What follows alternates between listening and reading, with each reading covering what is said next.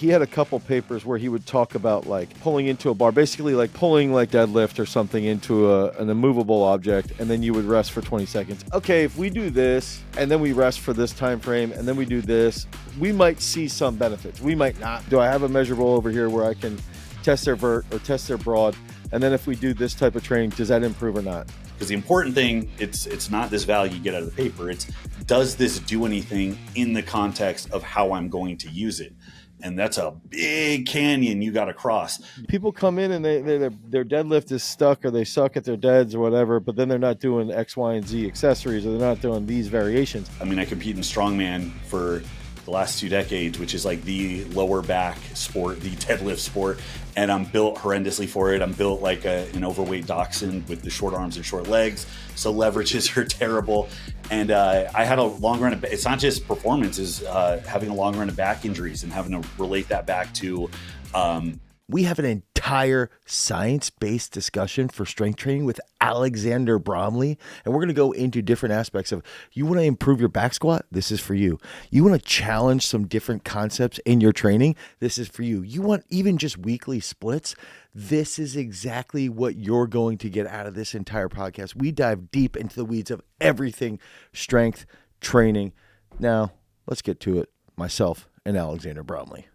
Okay, Alex, so one of the biggest things that I've learned from just looking at your channel, watching your channel, is that right off the bat, you do a great job of breaking things down. Like I like to use the word method instead of hacks, but little things that you can do in training, something similar to like super squats. And you've done a couple of videos on different aspects like that. When you're looking at training and you've got somebody or yourself trying to train for a specific issue or to try and break a plateau, what would be like 1 or 2 big hacks or methods that you've used in training that have had like phenomenal results?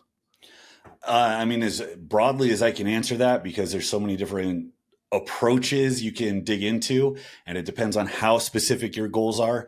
When I am just kind of generally stuck, or more importantly, when I'm working with somebody who's generally stuck, the biggest thing is to get a handle on what you've been doing most recently.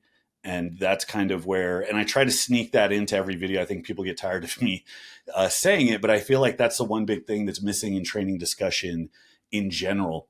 You kind of see that in 2 different realms. I mean, if you look at hypertrophy training, the way people talk about bodybuilding, it's very much like, it's the workout, it's the set. Is it stimulating? Is it not stimulating? It's all about that. And then I guess the idea is if you just do that over and over and over, you get as big as you want. Where athletics and strength training performance is very much about, it's never not about phases and how's this workout going to go into the next one and the next one. And there's always directionality. Even if you claim to not do periodization or anything, you do in some sense, whether you know it or not. So really, really being in tune with what you've done before is always a thing that's going to give you that insight to what is going to come next. And that can be exercises. People respond with subtle exercise shifts very quickly. When people are training on their by themselves, it's a little, it can get kind of complex. People can get in the weeds with, weird exotic stuff really quickly. So I always opt for like something more simple. Sets and reps is like one of the easiest things you can do. And you adapt to new rep ranges just so stupidly fast. So that's usually one of the biggest things that I look at. It's like, what were the rep ranges, percentages, how much effort have I been putting out, what's my frequency like, and then looking to shift into something that's a little more in the same vein of the training, but just kind of a lateral step. Because of my contest preps, I end up doing that just by virtue of having contests throughout the year. But for people that aren't really competitive, it has to be, I think, a little more deliberate. So so I have 2 questions off of that. If I've got somebody, let's say they're doing, they like to squat heavy or bench heavy or, anything along those lines. They're going 16, 20 straight weeks where they're going 20 reps a session of a squat or a deadlift, every other week or every week. How would you approach, like they're sitting there like, dude, I can't get anything going. I can't get past this max squat. I've got a powerlifting comp in 16 weeks. So they've been training for about 3/4 of the year and they're just completely stuck. They email you or they hit you up. What would you end up trying to do as far as that's concerned? the first thing I'm going to do is just get the basic breakdown of the big information. I mean, you like to think you can crawl into somebody's life and audit it and figure out every little detail. Usually it comes down to some really big things like how experienced are you? Like you can generally look at somebody's strength and how long they've been training and be like, okay, you should still be seeing some regular growth from good ass training. Or are you stalled out because you've just been going so hard? I really go deep into how do you like to train and how consistently do you keep doing the same thing and what problems have you found?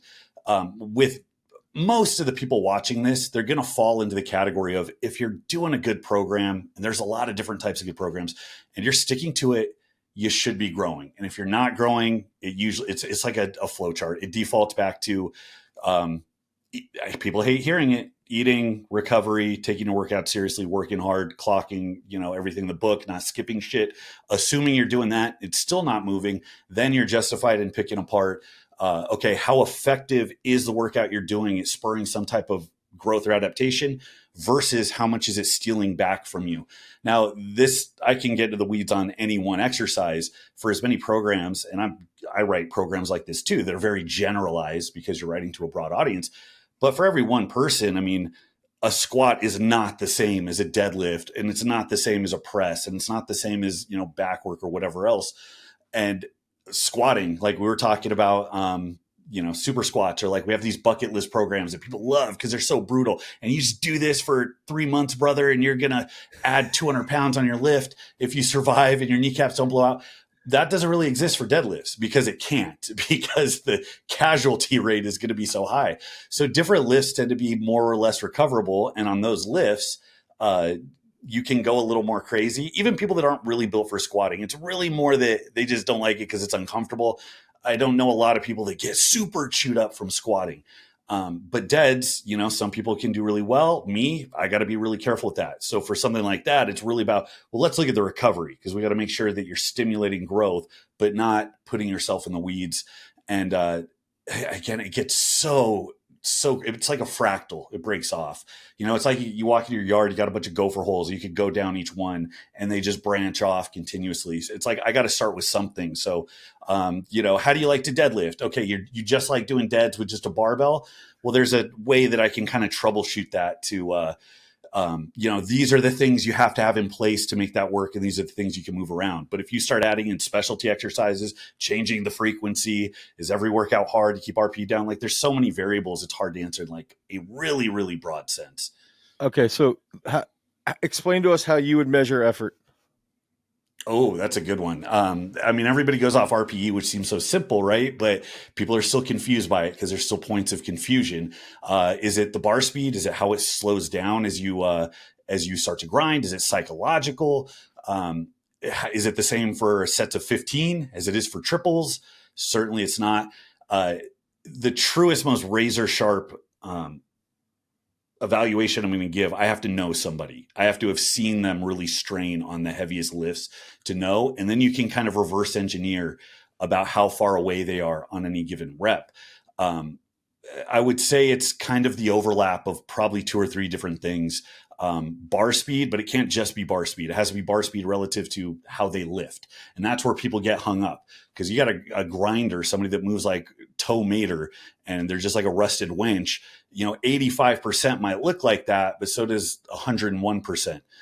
Whereas you get one of the springy guys, like every time I talk to somebody who's an athlete, it's always like, I'm real fast, but then 5 pounds too much and it just shuts down. So speed relative to the athlete. Form breakdown is also a big one, which that creates a mess because some of the musculature could be fresh if there's just one thing that's causing a breakdown. And then with like high rep stuff, because I write in my books RPE stuff for sets of 12 or 15, and that gets very difficult because if you're actually failing, you're going to see the weight go like that set to set.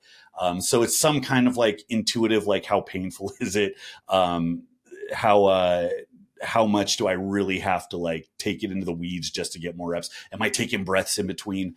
So there's a lot that goes into it, but I would generally say if you're really in tune with what your 1 rep maxes feel like, you should be able to estimate pretty good based on just how the bar moves. Okay. that makes sense to me. I think that's pretty clear. Now with periodization, if you set somebody up, let's say they've been training 5 years, they start with you, they've had a 1 month break, they're a pretty decent athlete. Let's say it's a dude, um, I don't know, 220 pounds, can deadlift 500 pounds, bench presses 350, squats 450, something like that, right? Sure. Somebody decent athlete. Where would you start as far as if somebody comes in and they're doing like an 8 week or 2 4 week programs, whatever it might be?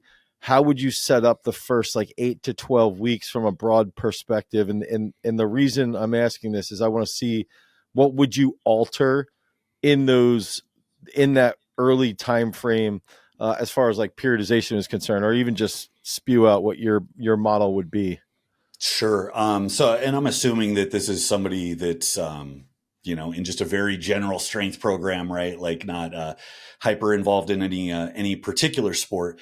But for general strength training, and I've been really consistent with myself as well as all the people I've trained, because I mean, for all the years I spent working with a wide variety of people, it's always like that. They're coming up, they're like, I've been working out, but it's like, even if you're kind of strong, I can look back 6 or so weeks and it's like, yes, but no. So it's always kind of starting from scratch. I always started off with an evaluation of the basics. And let's assume you don't need an evaluation. You're pretty good with the basics. It's refining technique with good practice, with the staple lifts.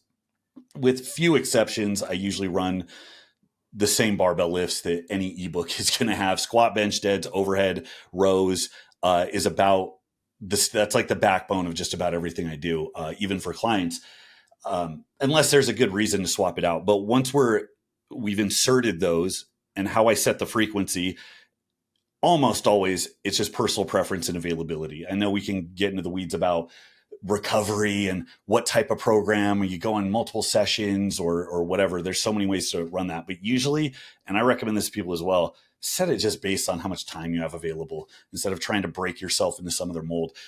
I've had clients that can only come in 2 days a week and I don't really want them doing anything by themselves. I can make that work. I've had clients that wanted to come in 5 days a week and I can make that work as well. But once you set just a basic split based on your availability, it's a matter of starting with good practice, slowly working up. Usually week 1 is like a taste. It's like, it's not even on the RPE chart. Hey, get used to warming up, running through a couple of sets. And even if it's very low RPE, when somebody's coming off a 1 month layoff, when they run through 5 or 6 exercises for more than a couple sets, they're going to feel that at the end. They're going to be a little stiff, a little sore. I like to make sure, especially I rely on volume a lot as a tool to go up and down. So I'm always thinking not just about how I increase the weight. I'm thinking about how am I going to get this person to adapt to more work in the short term.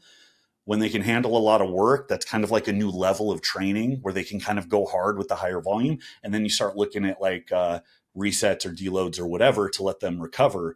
And eventually, go into a higher intensity phase. But in the beginning, between the technique, between gently coming into the lightweight and then steadily increasing your tolerance to a number of exercises, a number of sets, and then kind of increasing effort as that goes, over 3-4 weeks, everything kind of comes up together. And it's just astonishing how much people can handle in that time without really having to be cripplingly sore or do really balls out stuff early on. So you're ready for it by the time it comes. So it's that type of gentle progression of volume that I really look towards.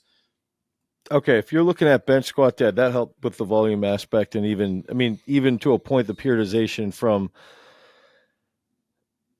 an exercise perspective. Well, I had a couple questions around that, but the rep perspective makes sense, and the ability to handle more load makes sense as well. When I was thinking through this, and you're like, okay, bench squat dead, rows, overhead. What if you're looking at like a bench, right, or a squat?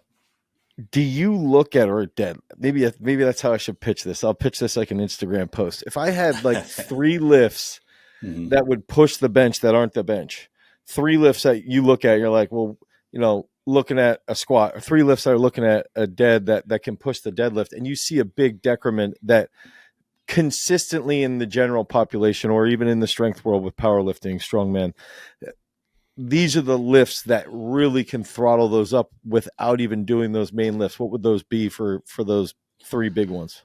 So if we're looking for something that's a little more exotic, because I can give simple variations to just a barbell bench where, you know, you don't have to change equipment or bar, you just handle the bench a little bit differently and that pays dividends. But there's some, I guess, some more exotic setups that I think are pretty useful without really overcomplicating stuff.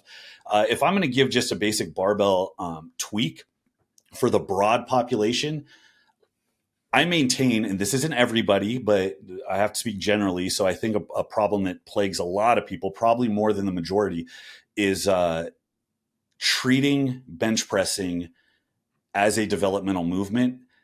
And it's just mirrored so often. The guys with the biggest benches generally tend to be really well developed through the upper body. Um, there's less opportunity to apply skill to it. It's a pretty one-dimensional movement. I mean, even if you're going for an arch and a tucked, you know, low touch with your feet all the way back, whatever, it's a very compact movement. So eventually it's going to come down to, can I get bigger? So I look at really valuable developmental variations that tend to build just a crap ton of muscle on the upper body that augment the bench very well. I really like doing things like spotto presses, and you can even take that to another step where you're kind of doing a bodybuilding, like kind of pulsed mid-range rep where you don't lock out, you don't touch your chest. And a spotto press specifically, that's something I generally do in a more developmental phase where I'm doing 8s, 10s, 12s, and so on. Forcing yourself to continuously go through the repetitions, it's good developmentally anyways, but if we're looking at what people tend to do, if I'm guessing at how people tend to train, it's so different that I've gotten really, really good results when I get people to stop lifting with their ego and start actually doing work where tension's maintained, fatigue builds up, and it's a banger. I really like that approach to benching, especially if they've never done it before. Now, obviously that's not your top sets. Obviously that's not your direct strength work. That's like, you know, back off work, volume work, whatever. If we're looking at something more strength specific, uh, again, what most people tend to suffer from, I mean, for decades, it was lockout, lockout, lockout. Everything was derivative of multiply lifting and how people were driving their bench. It got into the zeitgeist. I never put on a bench shirt when I was like 22, but I had 10 years of that advice about triceps, triceps, triceps. Well, you can't get the bar off your chest. Like, who cares? So I like doing bottom end work. I'm a big advocate of pin presses. Again, it's worked very well for me. It's worked very well for my clients. Like a dead press right off your chest or even going an inch or two above, super valuable. Kind of like a box squat. Like it's a bit easier to recover from. Like it has its own strain, but the eccentric isn't so much. There is a bit of overload, but you're also limited by the fact you're starting from a dead stop. But it just really conditions getting tight and hitting that drive in a way that few things do. And if you're not used to it, working in low rep ranges with that is a big one. And you're And saying in that case, you would pause on pins. You would not. I You're would not deload. saying, Yeah. Okay. Yeah, just like on a box squat, like, you know, they say like relax your hip flexors or whatever. But yeah, I maintaining perfect position, still keeping a tight grip on the bar. Let the bar rest on the pins. Don't move your elbows because that first kick from the dead stop is weird. Sometimes you push back, whatever. But when you come down, you break. You'll generally just clear right back up in the exact same path. But yeah, let the pins take the bar, drive up, and that conditioning. It's no different than if you're a deadlift guy that love touch and go reps. And those guys are out there. I know guys that could take 90% for like a set of 6, you know, if they bounce their reps. I'm actually one of those guys. And if you've never done dead stop reps for singles or for your sets, whatever, it's a completely different ballgame. But we take for granted that we always train deads that way. We never train bench that way. So that dead stop drive, I think, is very valuable. Yeah. What about then on the lockout? So what would you use?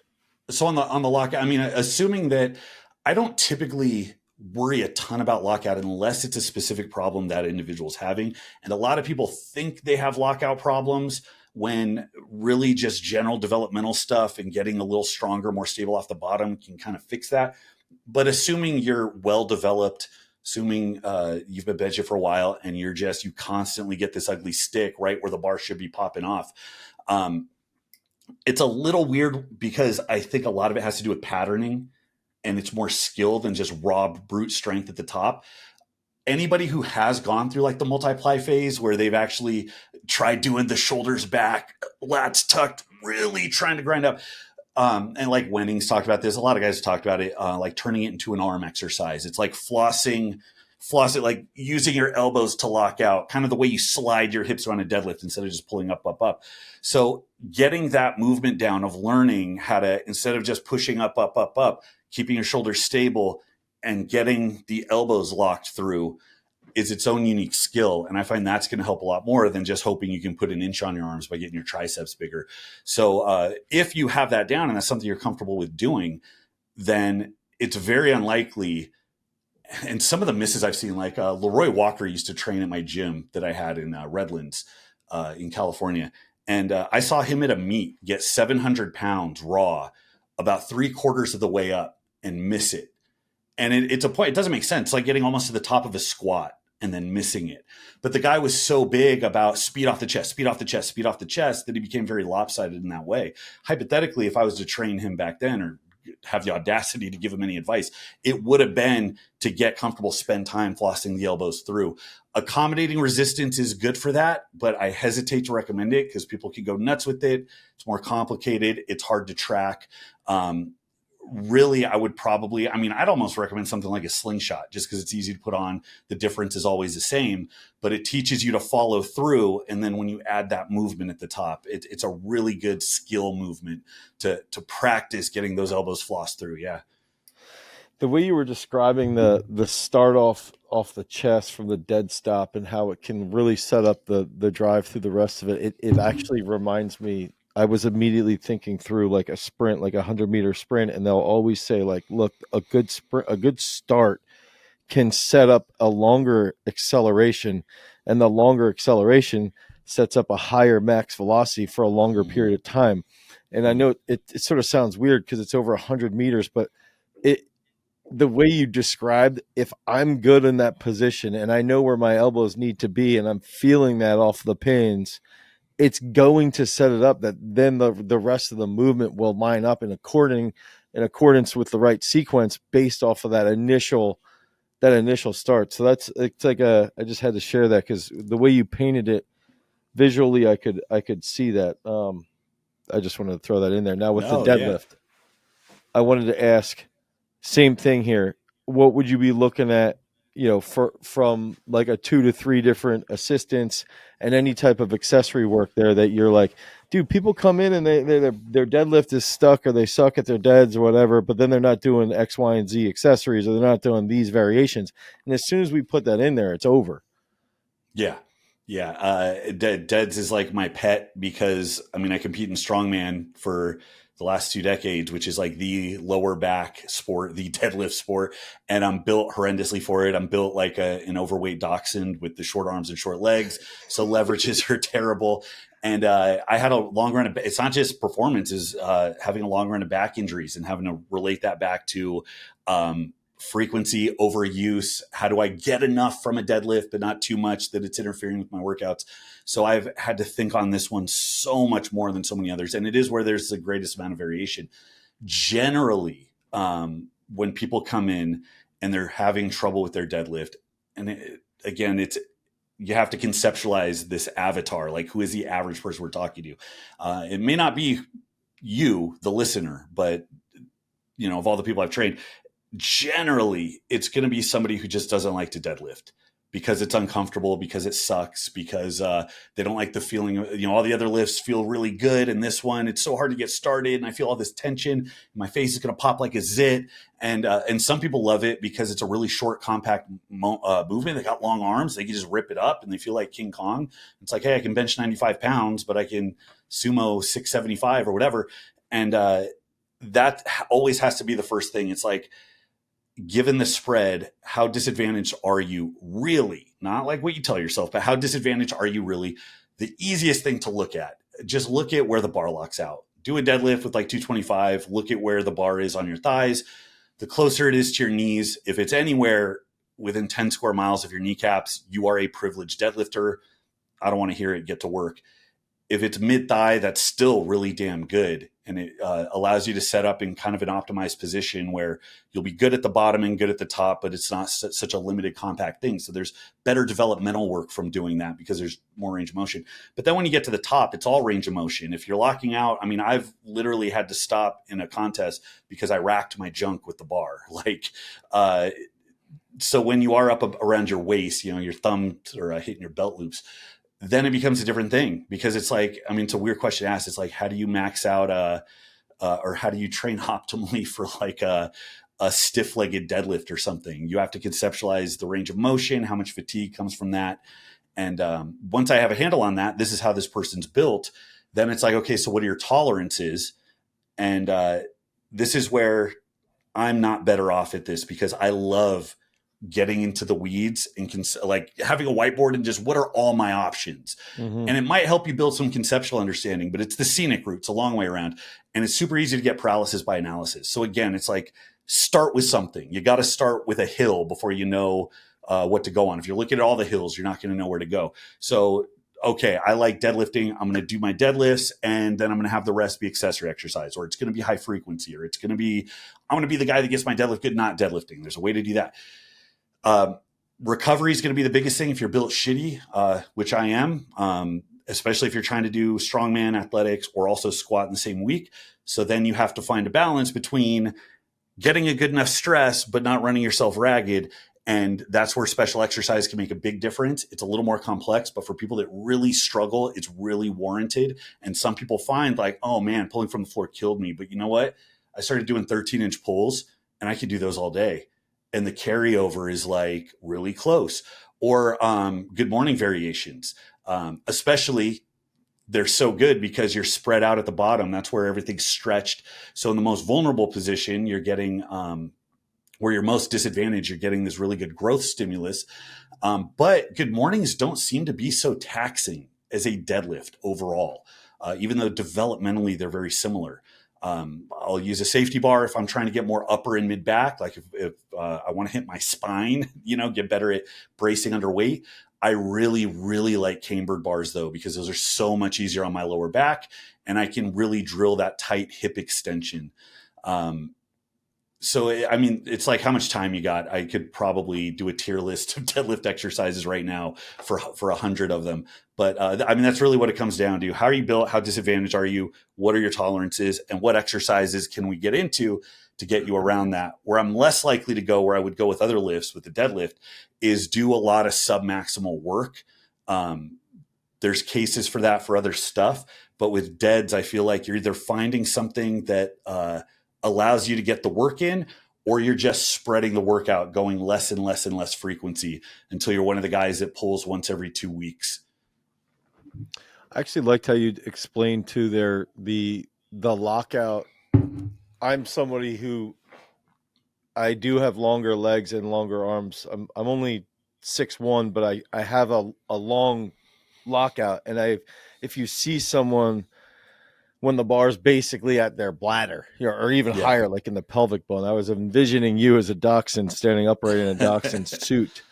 And I think that's an important visual for people to think through, and probably a lot more could relate to that. Now, I was thinking with that build, is there, and you talked about good mornings, you talked about, describe the 13-inch pulls first, actually. Oh, so yeah. And I mean, wagon wheels, for whatever reason, I mean, they're super gimmicky and awkward, but gyms have them now. So that's an option. But I mean, any power rack, you just set the pins up. So mid shin is where I look at. You don't have to be precise with the measurement. Partial deadlifts, like around the knee, have a very specific use case, but people like those just because you can slap on so much more weight. And I'm only going to those if somebody needs a stronger lockout and their lockout really sucks, which happens sometimes, but it's not that common. Mid shin, conceptualize who the best deadlifters in the world are, the guys that are built for it. I mean, I think of like Pete Rubish, very prototypical deadlifter. Jamal Browner, kind of that build. Kyler Woolham, they have little differences between them. But when you imagine where they're at the start, they're not going to be like you or anybody else you train at the start. They're going to be in a position that looks like a 13-inch pull for anybody else. Their hips are going to be a bit more open. They're going to be a bit more upright. They're going to be super advantaged. And my theory is that, and I think it tracks, is that in that position, you're looking at less torque on the spine. Even though it's technically more weight, I think there's extra recoverability there. So they can pull like crazy. And you get guys that survive ridiculous, like, oh yeah, bro, I got to a 900 dead. I was just like maxing out every week throughout my teens and 20s, and they'll survive. And I think a lot of that has to do with the positioning, where they're at in that balance of stress versus recovery. So if you can simulate that and you're getting that carry, I mean, 13 inches isn't that different from 9, 4 inches to make up. And if you make nobody's going to make substantial leaps on a 13-inch pull without it carrying over. And then if you add in some amount of work from the floor or something to make up for that, even better. But yeah, mid shin, I just like for a lot of people because it allows them to go harder. I was going to say, what if you're looking at squats? Do you see specific squats that would carry over well to that bottom position? Yeah, absolutely. I've had to rely on that a lot, and that was another thing from being in Strongman. I mean, part of it is learning how to put things together for a particular prep, but back issues are huge. I mean, don't get me started on the I don't even know what to call them. The guy, biopsychosocial model of pain and blah, blah, blah. In Strongman, like it is so common for guys to get issues in their lower back. You have to keep training. Your deadlift has to be good, but you can't do stones and deadlifts and kegs, whatever else. Squat variations often are a very, very good alternative. That's something I had to do throughout all of my issues and injuries. And it's going to vary a bit based on how you're built. I'm more of a squattier deadlift because of the long torso and kind of short legs. So I use a bit of leg drive already. But even guys that are more like cranes, where they just hinge at the hip and bend over, can get a good amount of hamstring and glute development that carries over while allowing yourself to recover and maybe even learning a little bit of leg drive. So off the top of my head, I mean, pause squats are probably the best. I don't want to say the best. That's very case dependent, but generally I think very fondly of pause squats because having to maintain the weight before you change direction. I mean, I just think of the position I'm in where I'm trying to take the weight of the bar off the floor. It seems very comparable, I guess, as far as the dynamic of that movement. Box squats are another one I really like. And anything that, I mean, is simultaneously loading the spine, hips, and knees and putting them through a range of motion is going to do pretty well. And then a lot of good morning variations. I mean, you'll see people doing things like half good mornings. They're like, it's not really a squat movement. It's not really a good morning movement. It's kind of in between. That can, adding in the extra hip extension from some of those really heavy good morning variations can do pretty well. And notice and even now, as I'm saying all this, I recognize, I mean, a lot of what I'm doing are just little twists on the big movement patterns. I don't do a lot of surgical precision movements. It's very rare that you're going to be able to get on that level. And I say that because I think I can save people some complexity when they're trying to rewrite their own stuff, where it's like, well, I got to learn biomechanics and pinpoint exactly which muscle is lagging here so I can, find which gym has that one machine or whatever. It's like, there's only so many movement patterns your body can engage in, and there's some way to successfully load it to where it's going to carry over.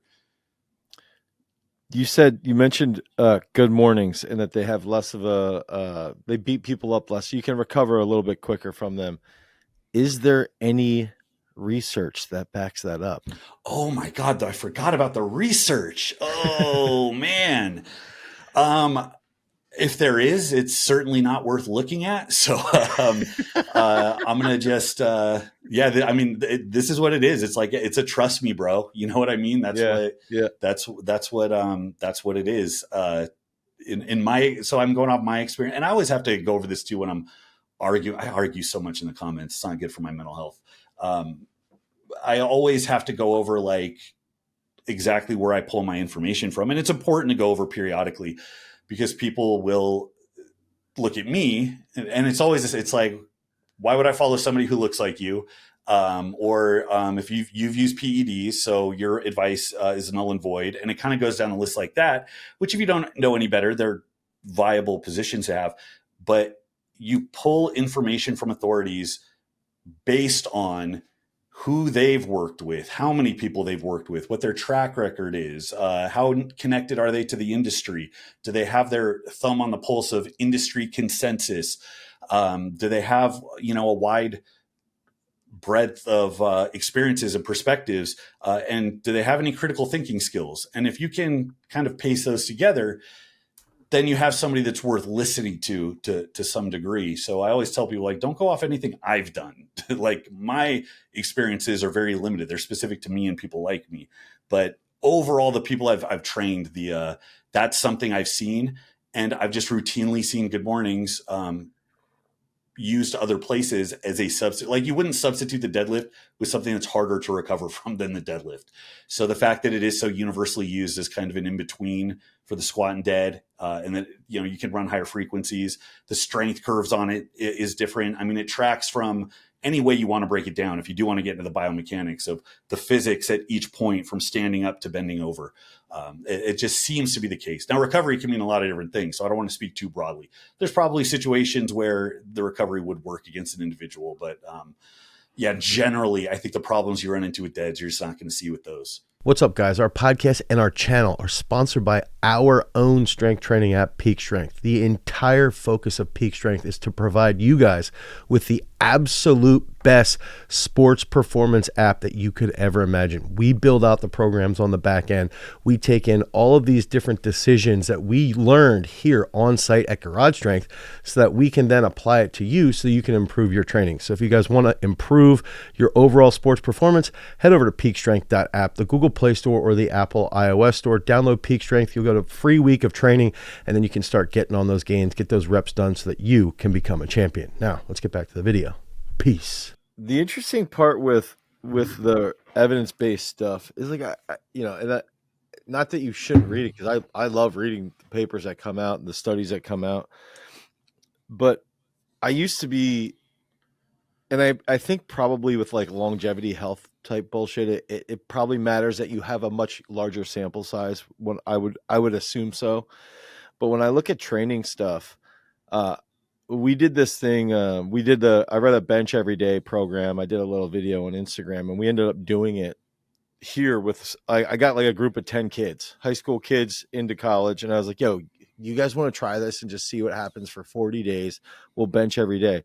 And where I'm going with this is that the actual study had like 7 people in it. And I feel like a lot of researchers will be like, well, the sample size is small, blah, blah, blah. And I'm like looking at it, I'm like, yeah, but when the sample size is small, you can actually like understand the life of each person in the paper a lot more, because they can provide more breadth of each individual's like contextual point in training. And I actually think for training stuff, it does make more sense when there's actually less people. And then when we ran it here and tried it, it was like, it pretty much worked better that way. And I don't know if you've ever had an experience with that or thought that through. I just wanted to put that in there. Well, I think you're right about that in one particular sense, and that's what being a coach is. You're working with relatively small populations of people, or even one-on-one, and you get the ability to see so many things about the individual. The problem with that from an evidence-based standpoint is that there isn't a good way to inject that into the research or make meaning of that in the research. Even if the people conducting the study have an intuition, it falls to, because at any given time we're using our shitty pattern recognition systems that are our brains to take all of the complexity. I mean, you've been a coach for so many years, right? You know, when you're mapping out a program, all the different points that you could choose to stop and obsess over. There's like too many to count. And unless you actually get to the bottom of those and see if they do or do not affect the original thing you're studying, it's not an actual scientific observation. That doesn't mean it's not useful. It just falls into the kind of experiential, this is the discipline, this is kind of our best guess and what we've borne out through repetition over time. So, I mean, I agree with you. I mean, I wouldn't get nearly as much over having 100,000 people do something, because that has its own type of error, because right. I don't trust 100,000 people to do anything the same way. It's just a matter of what it is you're trying to emphasize there. So, yeah, the population size it's part of it.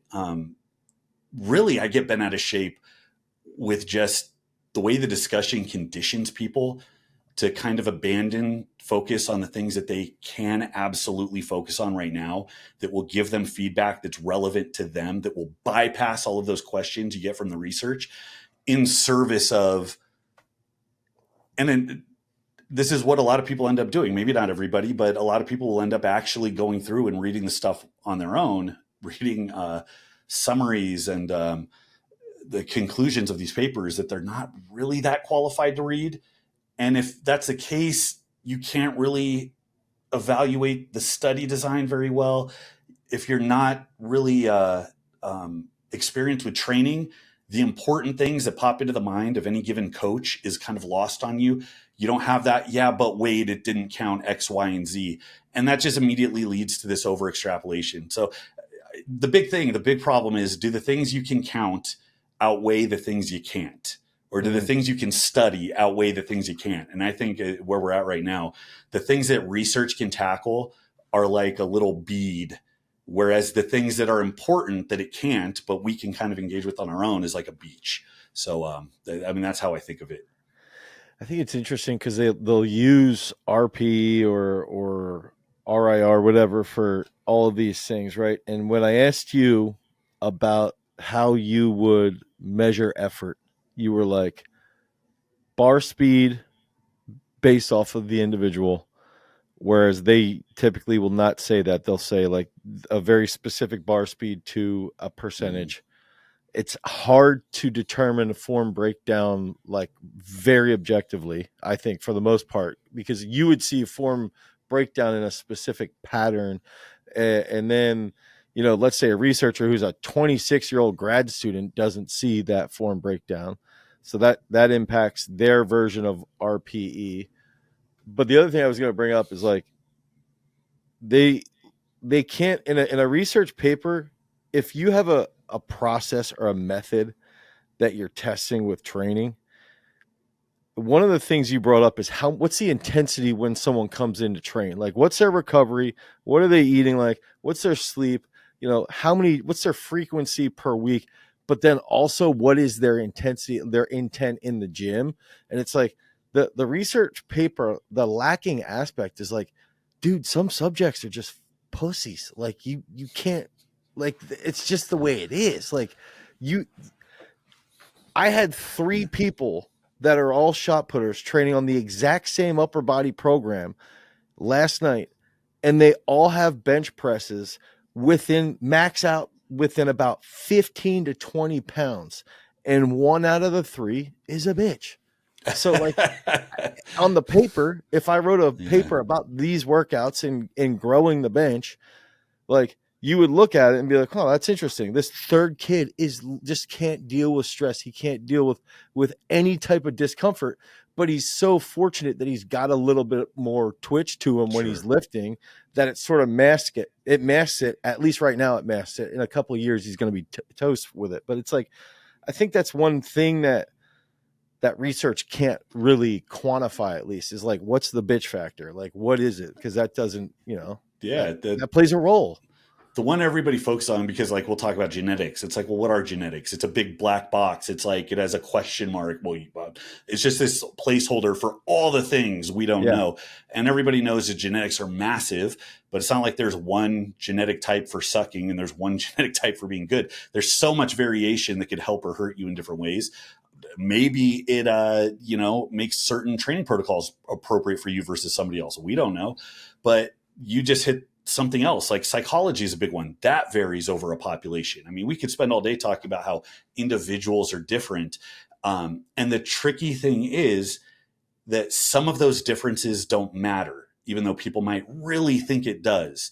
But some of those differences are also absolutely crucial. And any good experienced coach is going to kind of know, like, oh, you're built this way and you're struggling with this lift. And if we get to the bottom of this, we'll probably get a good result, versus like, oh, well, I'm a, ectomorph hard gainer with celiac disease and I just can't grow like everybody else. Like, people want to believe they're special snowflakes, and you should start with the premise that they're absolutely not. I love the RP one because for any and you can do this with literally every variable that they study. You can look at it with range of motion. You can look at it with different exercise selections. You can just have fun picking apart all the different scenarios where it hasn't been studied and it probably wouldn't be the same, but they still over extrapolate. The RP one is fun because there's so much contradiction around it, and it gets so crazy so fast when you really dig in.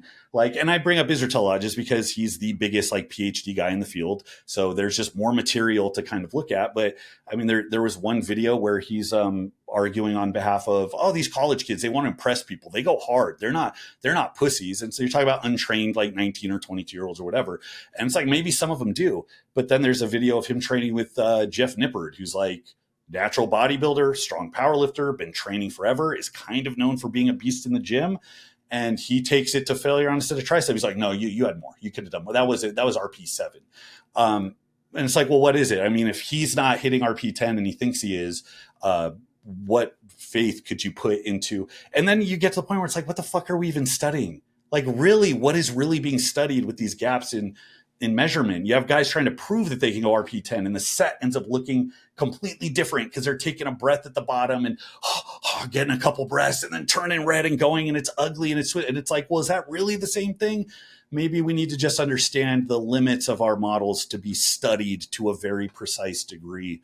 Unless everybody's doing the same thing, you can't measure it in a study. And so many of these things, they keep insisting on using a squat.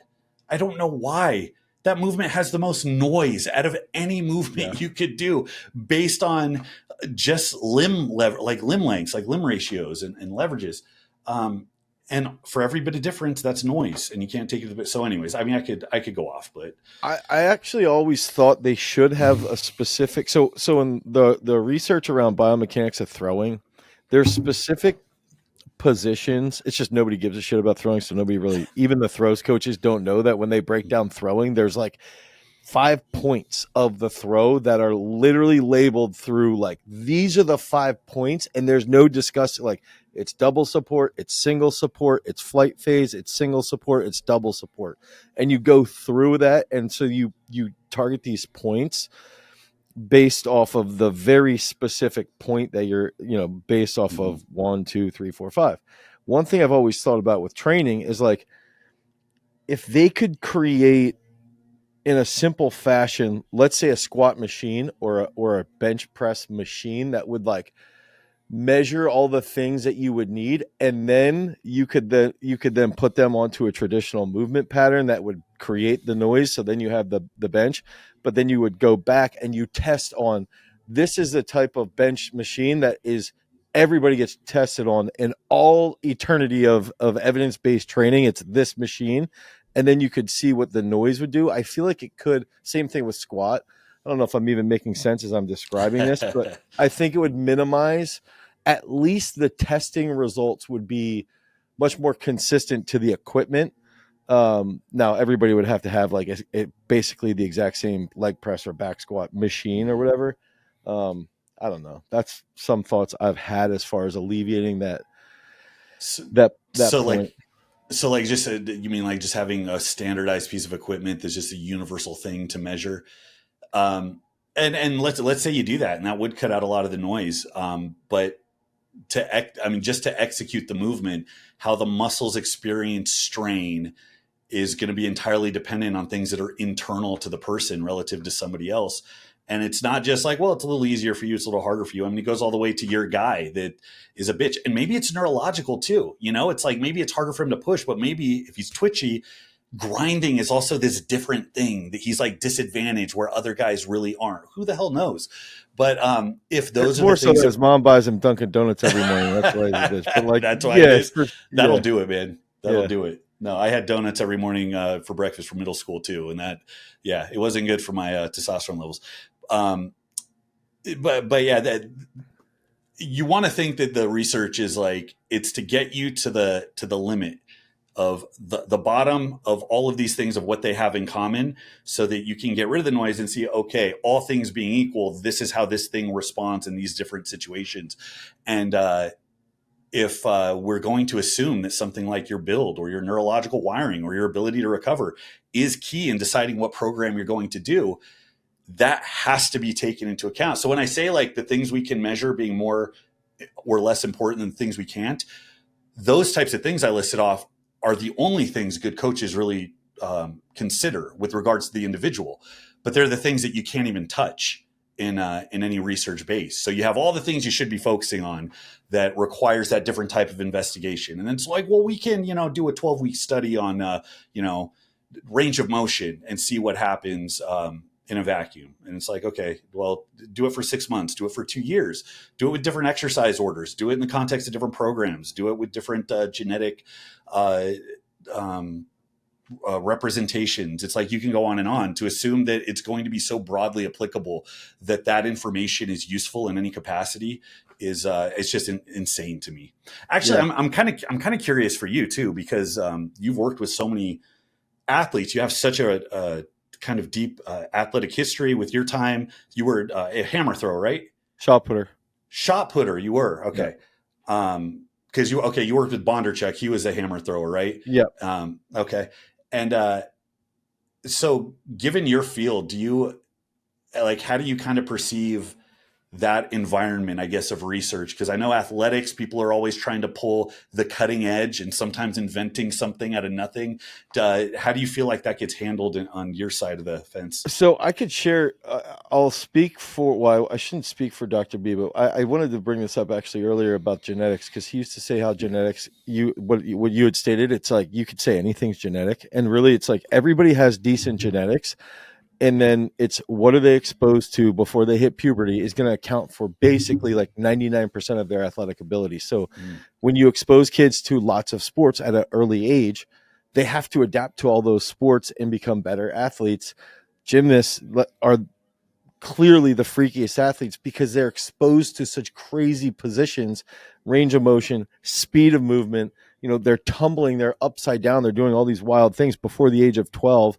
And he would talk through this, and he would say all these things like genetics. A lot of kids grow up, if they're good swimmers, they were probably swimming at a very early age. Like, it's not that they were genetically more talented to be a swimmer, it's that their parents had them in the water early.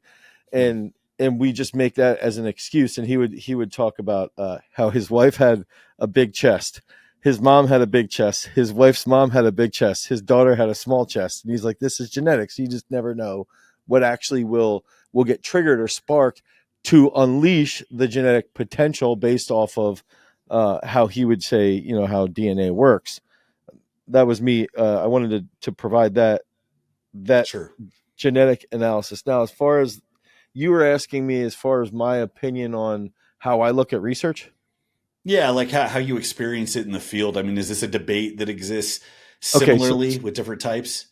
I wanted to bring, yeah. So he had a couple papers where he would talk about like um, pulling into a bar, basically like you're pulling like a deadlift or something into an immovable object, and then you would rest for 20 seconds, and it was all about like potentiation, like Yeah. post-tetanic potentiation. To me, that's much more applicable, where it's like, okay, if we do this, and then we rest for this time frame, and then we do this, we might see some benefits. We might not, but we might see some. And so if we have this type of athlete, I could just try it on them and see for 8 weeks, does it increase? Do I have a measurable over here where I can test their vert or test their broad?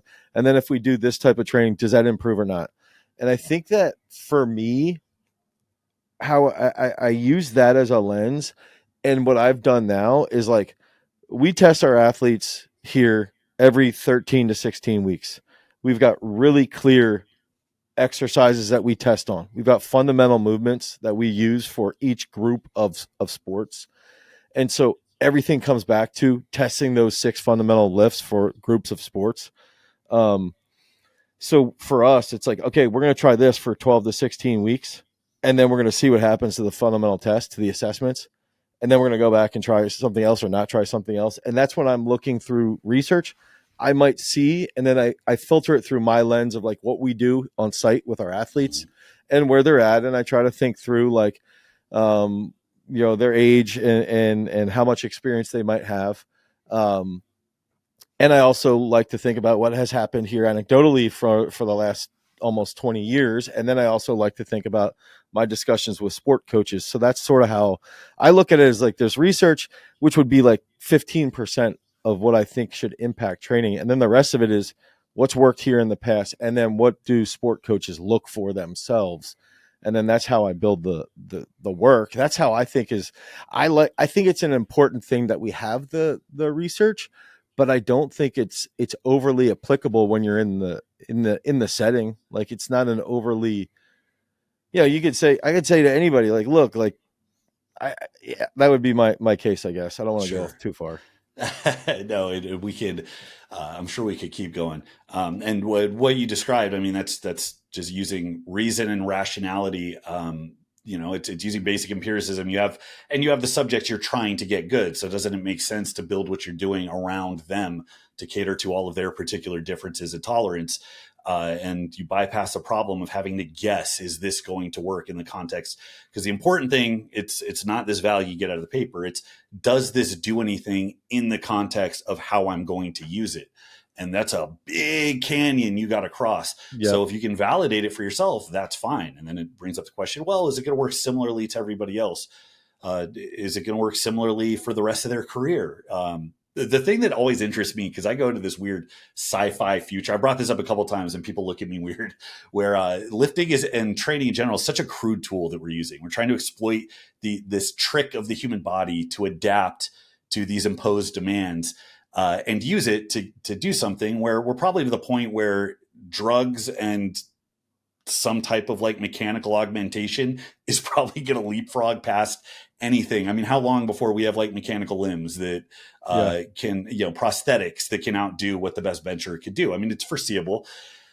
But as long as we're committed to using this method to figure out the best way, if we really want to use the term optimal, optimal implying that we know how all this training is going to go, and if we have you do this, you're always going to get a better return.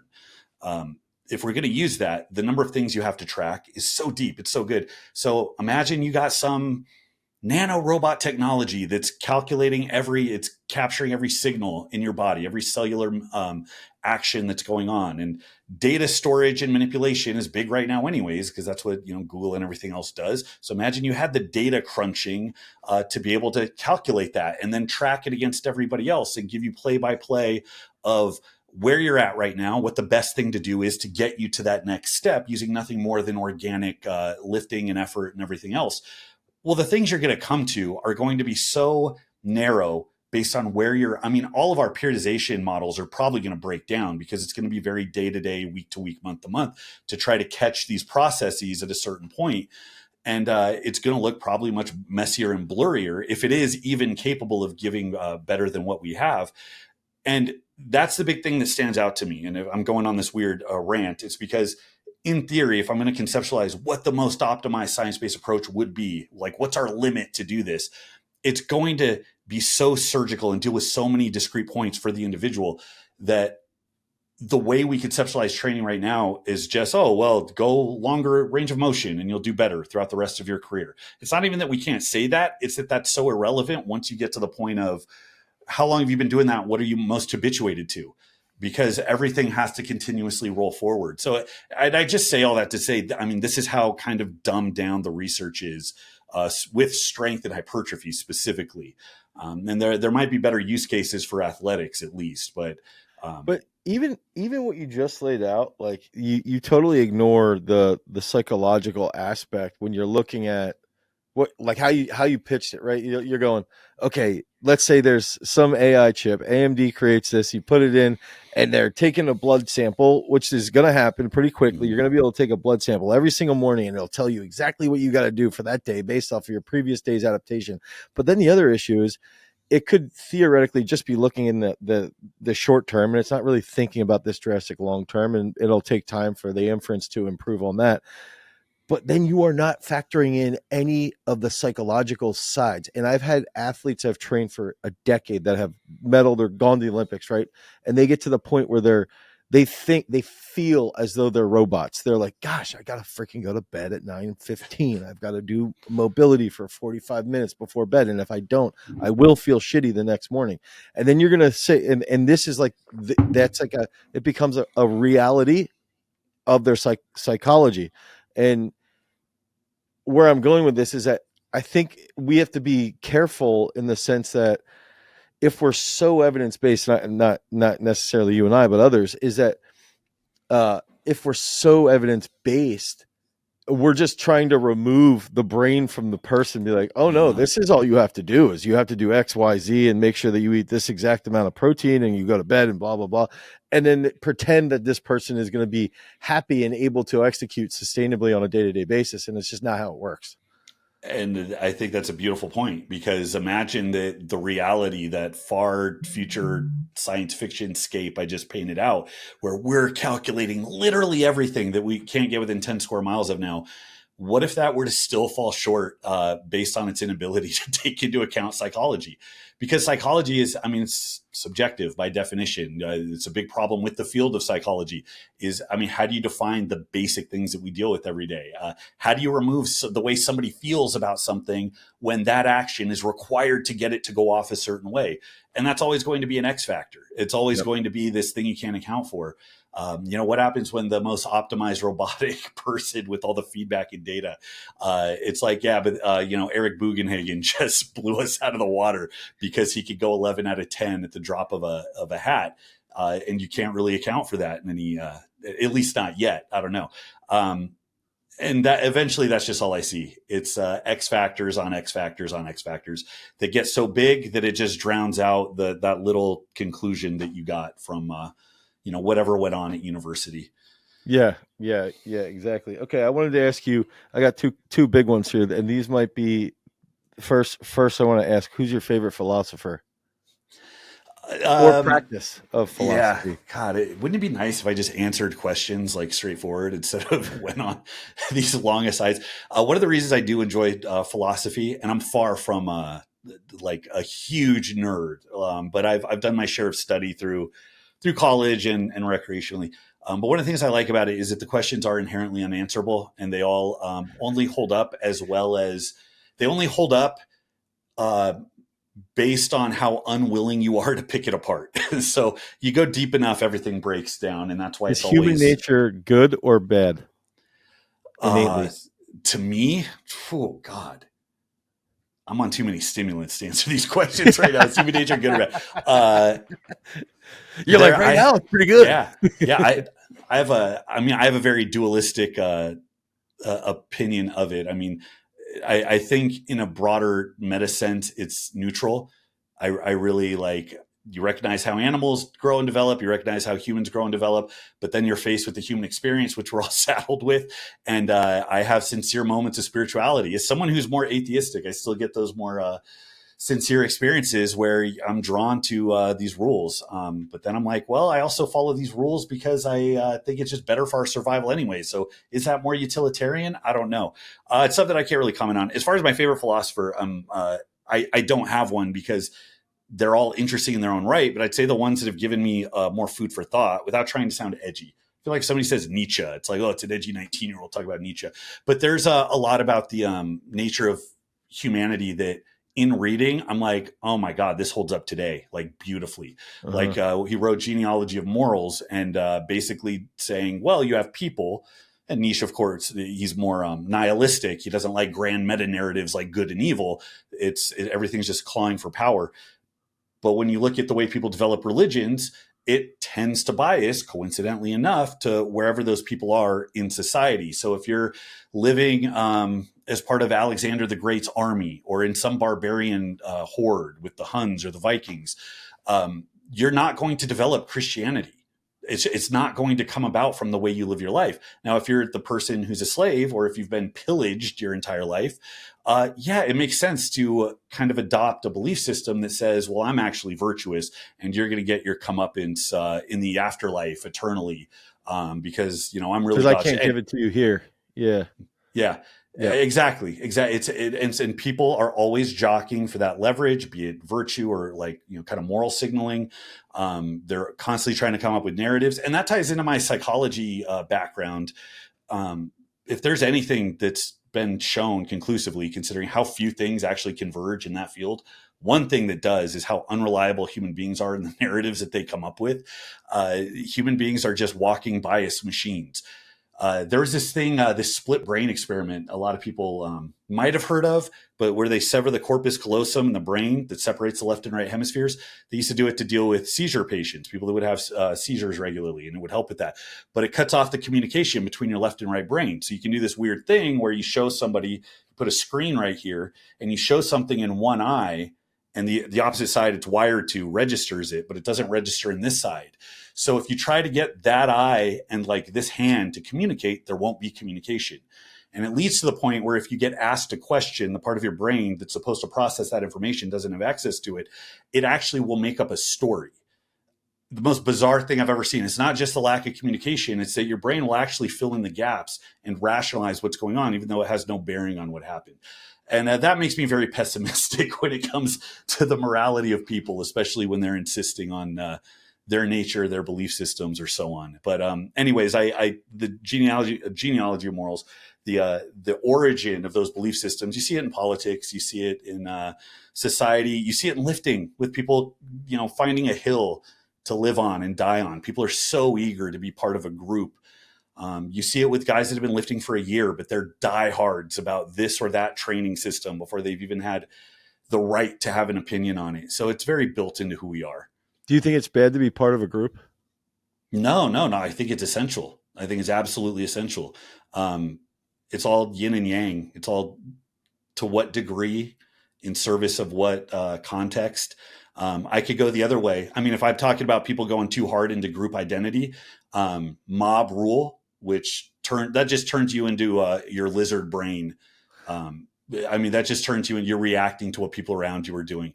There's times where that's needed, very rare times, but there's times where that's needed to get people to fall into line. But when people do it, look, you see any celebration turns into riots very quickly. Something as low stakes as a soccer game or something. So everybody's susceptible to that. And then, of course, you look at cults, you can look at religious extremists and on, political extremists.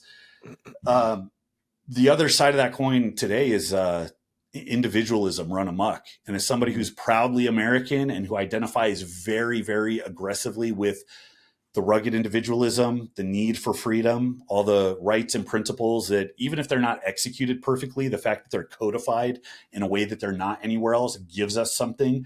I don't want to get into the development of other nations, but you have like Australia and New Zealand and Canada.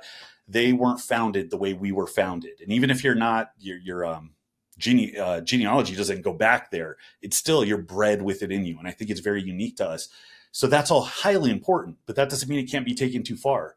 And there's this weird thread of individuality where it's individuality and freedom is great, but without any obligation to anything for any reason whatsoever. And if you assign a certain moral relativism it comes out of college a lot, specifically from philosophy, then you get really good at hand waving away rules that you just think shouldn't apply to you because what's good for you isn't what's good for me. So you have to have some identifying thread between everybody. I think a lot about this. I'm going down a rabbit hole here. A lot about this with multiculturalism. I'm a multiculturalist. My wife and therefore my son are Hispanic. I think it's great. I grew up in Southern California. I was never in an area that was white only or white dominant.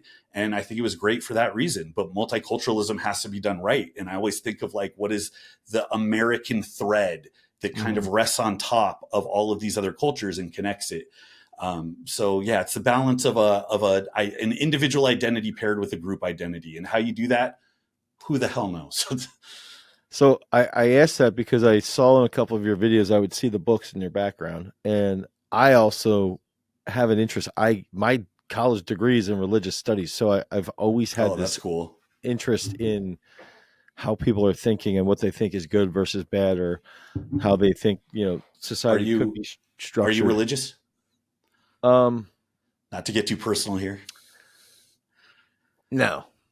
No, I'm not religious. I went to school essentially so that I could argue with people who were religious when I would get drunk. But I will say this: my dad had the thing that got me to do it was my dad at an early age got into this huge car accident. His heart stopped twice, and he had this out of body experience and came out of surgery. My mom's standing there, and he tells my mom what the doctors were talking about while they were having surgery on him, and he's like, and the doctors were in the room, and my mom's like, Wow. this happened, like this whole thing happened. And so my dad became religious. So we were raised somewhat religiously. But it just became one of those things for me that I have an interest in because of that. And I think I think that experience, some of those experiences I think are probably related to, I would say, like, I don't know. I don't want to go too far into what I think it would be, but I think there is an innate, I think you can have a connection. I think you can have a connection with people and humanity without being religious. And I think that there can be, yeah, like an innate goodness that we all have. And that doesn't mean I have to believe in salvation, essentially, is what I would Sure. say. My And argument. I agree with that on a very real level. I mean, again, the analysis based on, are we taking the 30,000 foot view, or are we going hyper niche on thought experiments to try and find, in the train car thought experiment, like what's the right thing to do, as if that question even makes sense in so many of life circumstances. But at the very, very least, I can hang my hat on the rules that just seem to provide a better life for everybody and have yielded returns in society. I mean, you can easily conceptualize, okay, what would being a human like be if it wasn't for that? So I always lean back on that anyways. But I'm not really, I mean, I was baptized Catholic. My whole family, my grandparents were German Catholic immigrants, or my great grandparents were anyways, but German Catholic. So not very warm people. My mom talks about going to church in the 60s and 70s where they spoke in Latin and they faced away from the audience. And I have fond memories of some of it, but I also occasionally end up back in church, and it's just very bizarre kind of Harry Potter stuff. And I'm sorry if that offends any Catholics, but I think I've earned the right to have that opinion. And but you see that everywhere. You see the ritual and the culture meshing with the story that's being told, and that has some effect on how the people hold things up and what they believe and so on. But yeah, I mean, getting to the question of like objectively good, objectively evil, even from a big sense, it doesn't make as much sense because we end up having our arguments on a smaller scale. It's you and me disagreeing on a policy. And then we're trying to say, okay, well, you like this policy, I don't. How do we get But to I the think bottom that's of the this whole is good thing, or though. evil? So that's where I would make my argument is that so in Confucianism, there's this split, and basically there's this early Confucius philosopher. Basically, what they actually think he might have been the first guy, named Mencius, and they would debate. And later, there's other Confucianists that would say that no, humanity's bad. Mencius would say it's good. And what his debate would be was like, if you see a young child walking towards a well, right? You have this innate terror that if somebody doesn't get that kid, he's going to fall. Your kid's going to walk out in front of the street. Someone's got to save this kid. Someone has to get the kid from walking into the street. There's a goodness that the primal instinct is to save that kid. But the reason being is because there's a very clear rule. There's this individual needs to survive. Now, I'm going to extrapolate this. So maybe I'm reaching a little bit too far.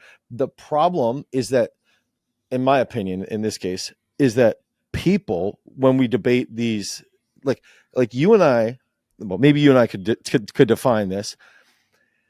They don't clarify what this policy's purpose is and how, and in my opinion, politically, I think the government should be responsible for very clear things. And essentially, I'll say this: when you ask if I'm religious, I wouldn't say Confucianism is a religion. I believe it is more of a philosophy, but I see it as there's extremely clear purposes for things, and even rituals have very clear purposes.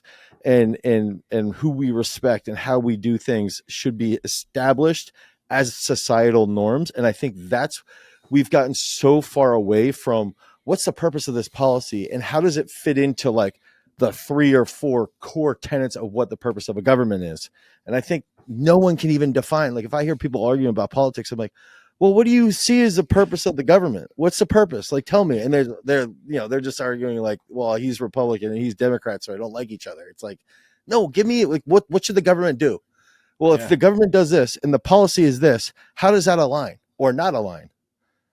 No, that's true. That's where the group identity comes. And I'm guilty of it too. It's in all of us, but that's where the group identity discussion comes into play, because very few, I would say essentially no people have those tent poles that they then build off their entire belief system. And what actually happens as a byproduct of that is you get large droves of people that all kind of believe and repeat the same thing kind of uncritically. And because it's not typically built off first principles all the way through, even you don't have to invent them, but I mean like following some model that is consistent. Instead, it's you're kind of late to the game. You're engaged with pop culture, what the current thing is, who's in position, what political posturing your guy is doing right now, and is he going to drag you along as well to where you're like, okay, over here it's like, and things evolve over time because it's a game of telephone. So those whole principles change over time. And yeah, that's what politics is. I mean, I'm not trying to blackpill anybody on democracy, but very few of the principles really go past, that kind of origin that we talked about of where morals and views come from. It's not usually foundational and well thought through. For like the kid in the well thing, even that, I have that impulse.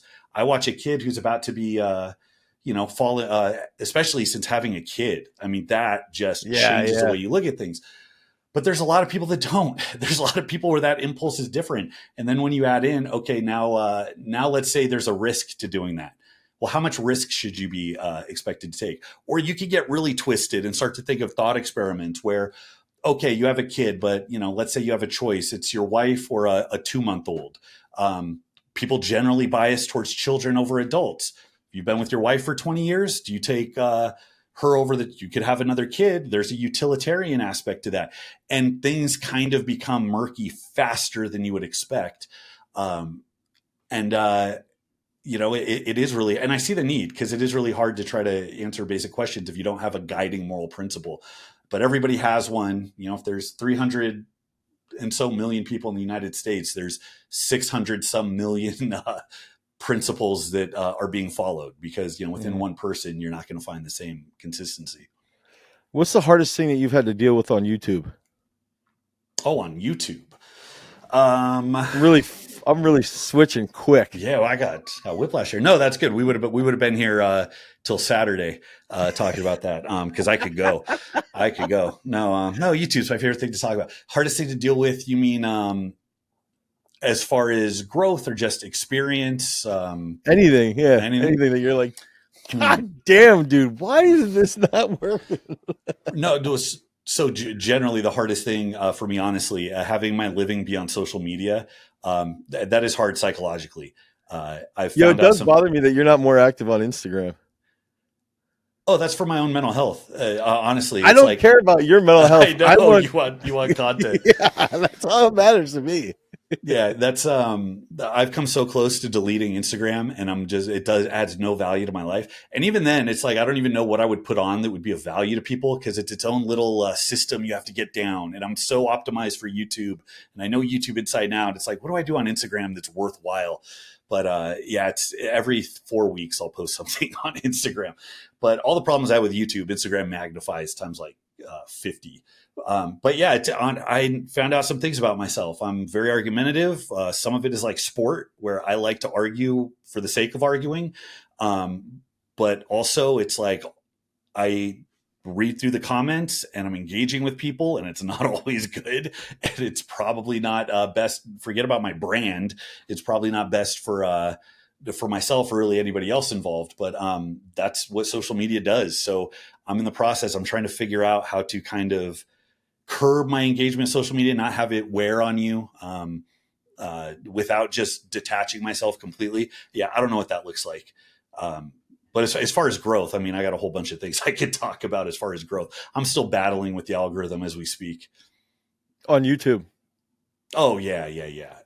Well, how do you think you could balance like the magnifying factor, right, of like growth, where it's like, okay, and I don't know your personal goal financially and or your personal goal from a brand, whatever, but I mean, ultimately, I think it almost always comes back to how can I grow as much as possible to achieve what I want to achieve without sacrificing the mm-hmm. message and the quality of content and the quality of what you're discussing, and without alienating some people.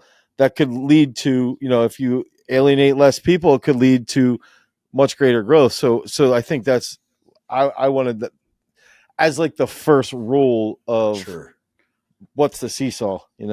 Sure. There's always that, and I have kind of a deep seated like sense of obligation to the people that watch me, especially from the beginning. I always have this need to want to serve people.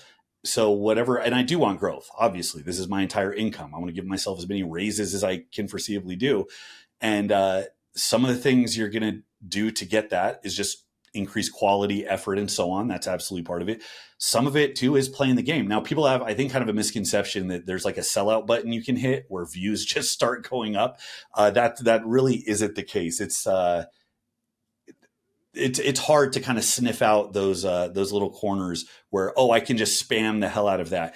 Um, my growth is going to be at the intersection of how far I want to go versus what I'm willing to do to get it. And as long as I'm not putting out things I don't believe in, or as long as I'm not purely just exploiting pop culture for views, I do that. I want to say 5 or 10% of the time, but that's not my main bread and butter right now. I'm okay with We should that. just bring in the Liver King, The Liver the King Liver video, King right? meme Yeah, slides across the screen right now. And seriously, it's man. your video. Link below in the description. First link. And Second those link. aren't Mine's gotta be first. those are, yeah, it's low hanging fruit, right? Oh, everybody got a free video today. Liver King got arrested, but I'll never make a video I don't have legit opinions on. Yeah, I get called out all the time because people are like, oh, because I'll do like 5 programming videos, and then I'll do like something pops up and I cover it, or I'm talking shit about Israel for like the 5th time, and they're like, oh, he's just doing this for clicks, and it's like these videos get like 20,000 views. Like I have like a run of like 50 video essays that all got 500,000 views or up that are just well done, thorough video essays that are 30 or 40 minutes. So it's not playing the game. These are opinions I actually have. So that's where I get to the point where someone's eating away at me and I'm like, I just got to talk about this. And it's going to be a waste. But if we're going to draw growth, let's say I want to grow and I don't want to kick everybody off. I don't want to sell out or do anything stupid, which it's hard to do without blowing your base out anyways. What is going to cause you to grow? You always start niche. That's the way you always start out. And lifting weights isn't even niche enough. It has to be focused.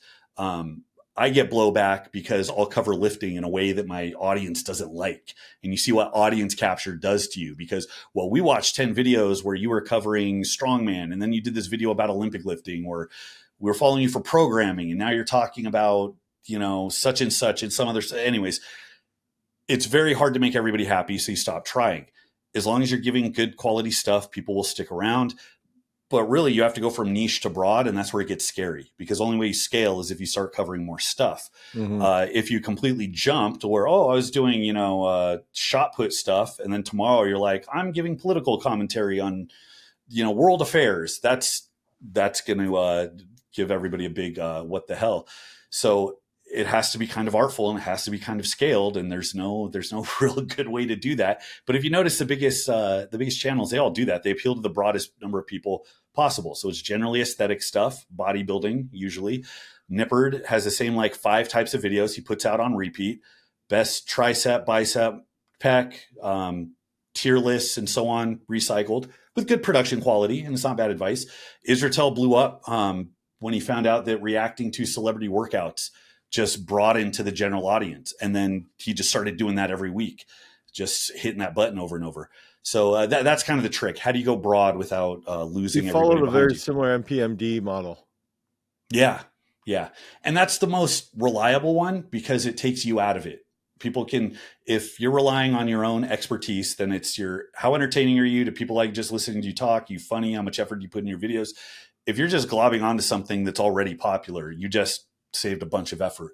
But it's very hard to do that without just being Greg Doucette, you know? Yeah, yeah. So it's like, how bad do you want to go there?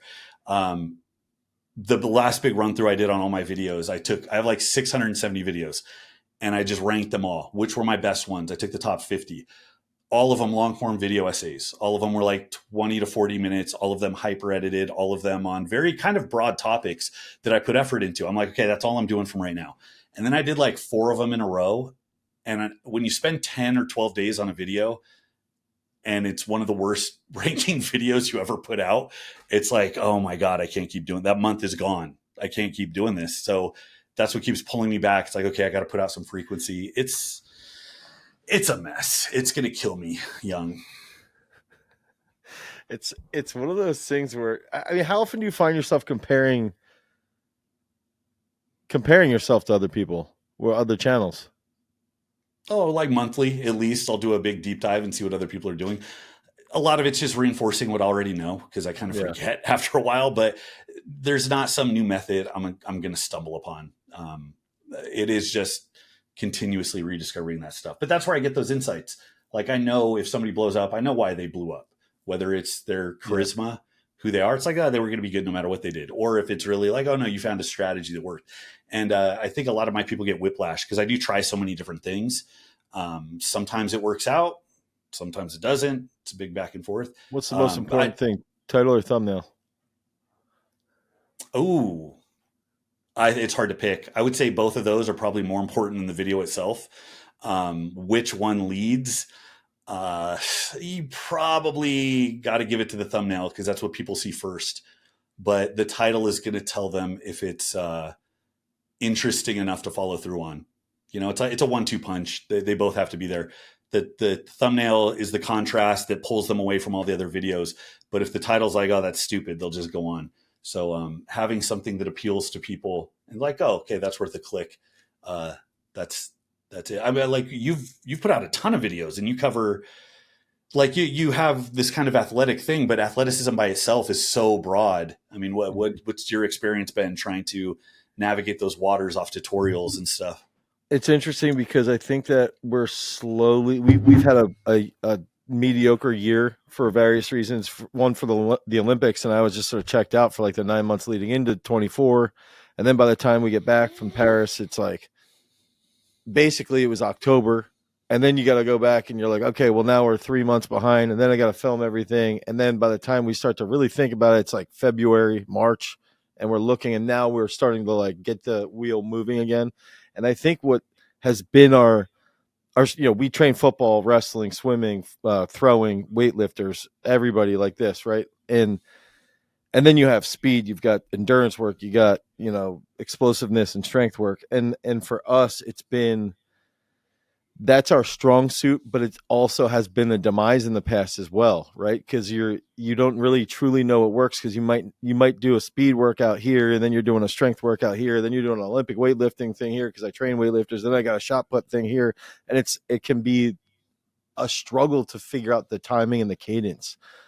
But then at the same time, and the best part about us is that we're a gym. We got 250 members here, and it's just we're an actual training center. Like we have people training here on site all the time. So it's like highlighting the athletes, highlighting us as a coach, highlighting the system. We've got an app, and then like you have an app as well, right? And then it's like highlighting all those and trying to get the video to encompass all these things and to entertain people enough to watch and to learn. And to balance all of that stuff without losing It's a lot. ground. And I think it used to be what helped us grow the most. And then I also think it hurt us the most. And I think we've found like, okay, now we've got a better flow, at least. I say this now, and in 3 months, I'm going to be like banging my head back into the window. Yeah, just as soon as you think you found the pattern, you try to put it into practice and you come up with these other hiccups. You're like, oh man. Um, yeah, it's always a struggle like that. I mean, you are working uphill because let's say you have a video about wrestling and it does super well. How many of the other sports specific videos are those people going to tune in for that watch that one? Dude, we have 3 wrestling videos that have, I want to say at least one of them has 1 million views or maybe 1 million, right? And it's like, should we do more wrestling videos? And then we'll put out 3 wrestling videos, and then it's like, God damn it. And that's where we've exactly how you just said that. That's what we would do. And then now it's like, okay, let's just do wrestling videos at this time of year, this many a year, and then this many football, and then this many, soccer, whatever it might be. And then do that for 5 years and we'll be good. Yeah. Okay. I mean, it might have been, and there's so many reasons, it might have been a breath of fresh air for your channel. Maybe that did it. Might have been something about the thumbnail that you don't even realize, if you were just a wrestling channel, you wouldn't be pulling in 1 million views a video, but it's tempting to draw that connection and start leaning in. And I've done the same thing. There's certain things you do notice always work, which is why channels bias towards this. Anything that it's like the news. If it bleeds, it leads. Anything doing with, conflict, controversy, fighting. I covered when Steffi Cohen got arrested, and it did phenomenally well, even though she hadn't really been in the scene for a while. I knew that the mugshot, I was going to cover him anyways, but the mugshot of Liver King as a thumbnail, it was going to do well because somebody getting arrested, it's tabloid stuff, and you see how people get caught into that where, oh, this is going to be a feature. And there are very, very successful channels that cover things, whether it's Law and Order or anything else that appeals to that.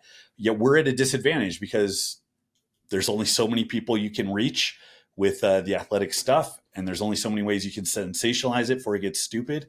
Mm-hmm. So there's a way to package it and to focus on the stuff that is generally broader. But it's not straightforward at all. So that's what I'm going to spend the rest of my life doing until I die. That's right. All right, Alex, thanks for being on the podcast. I appreciate this a lot. And let everybody know where they can find you. We'll put your links in the description. I'm not sure I'm going to put your not Peak Strength. That's my app. I might not put your app in the description. I'll put your books in there, which I didn't even realize. I was looking at your site and I'm like, wait, he has a book called Peak Strength, and that's the name of our app. That's the name of your app. That's funny. Yeah. So your app is good base strength, right?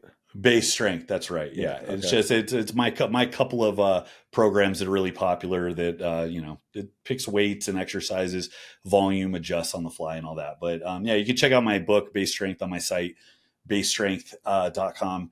And then you can find me on Instagram where I post, once a month. And I think that's it, man. Thanks for having me on. I had a blast. Yeah, and we'll put your channel in the description as well. I'll talk to everybody later. Thank you. Peace.